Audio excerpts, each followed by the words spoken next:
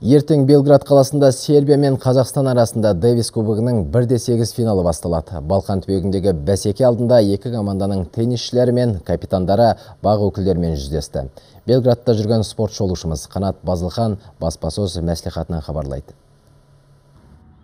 Армысыздар теннис жанкүйерлері. Әлемнің бірінші ракеткасы Новак Джокович бастаған серб теннисшілері Қазақстанға құрметпен қараймыз деді.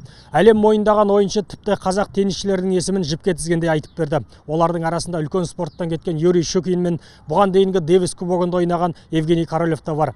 Әрине, Кукушкин мен Голубевті Джоковичке жақсы таныс серб жігіті Қазақстанның 2 жыл бұрынғы Швейцариямен болған ойынын көрген тілге тиек етіп, біздің команда жайлы өз пікірін білдірді. Қазақстандық теннисшілерді жақсы білемін. Ертеректе Щукин, Кукушкин мен кортта жолымыз түйісті. Голубев, Королев сияқты жақсы ойыншылар бар екенін де айта кетейін. Осыдан 2 жыл бұрын Қазақстан Швейцариямен өте тартысты ойын көрсетіп, тіпті ұтып кете жаздады. Тек 5-ші партияда ғана есе жіберді. Сондықтан бізге оңай ойын болады деп айта алмаймын. Қазақстан мықты қарсылас. Әлемнің бірінші ракеткасынан жылы сөз естіген Қазақстанның өз байламы бар. Екінші болып тілшілермен жүздескен біздің команда қарсыластың қыр-сырына қанық екенін жеткізді. Команда капитаны Диас Досқараев алғашқы матчта кіммен бастайтынымыз маңызды емес, ең бастысы жеңіске ұмтылу керек деді. Өз еліңнің атынан шыққаннан кейін қарсыластың атақ-абыройын ұмытып кетесің дейді біздің жігіттер.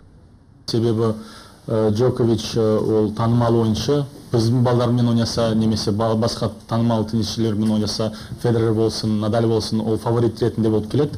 Сондықтан әрине Сербия командасына бұл лайықты. Себебі олар Джокович ұтса 1-0, өздері өз-өзіне сенім беріп, екінші нөмірі Троицкий болса, оған сенім беріп, олар трибуналарға жанкүйерлерге де, бірақ біздің балдар дайын болу керек. Бірінші ойнай ма, Джокович пен екінші ойнай ма? Дэвис кубогының әлемдік рейтингісінде Сербия 7-ші, ал Қазақстан 12-ші орында тұр.